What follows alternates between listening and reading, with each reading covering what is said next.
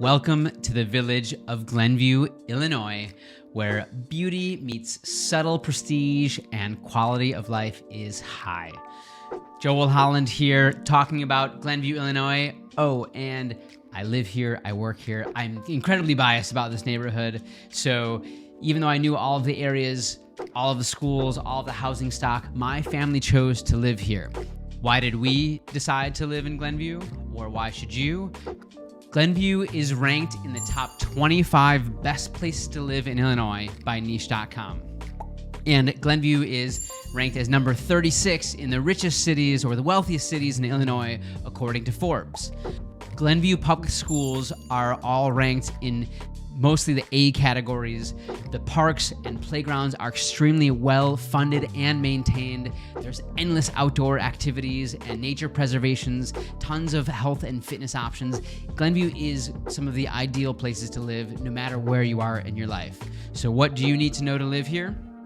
As of January of 24, Glenview median home prices were $575,000, which are up 8% year over year. And yet, check out some of the median prices in the neighboring towns.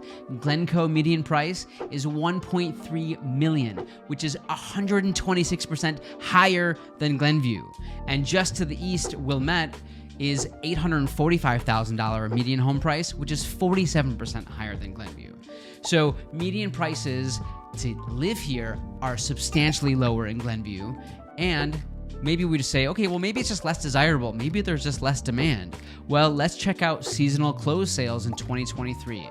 In 2023, Glenview sales were almost 5 times higher than Glencoe. In every one, there were 5 in Glenview. And in Wilmette, Glenview had, or compared to Wilmette, Glenview had 82% higher closed sales. So according to this data, Glenview is considerably less expensive and still has extremely strong demand compared to its neighboring towns.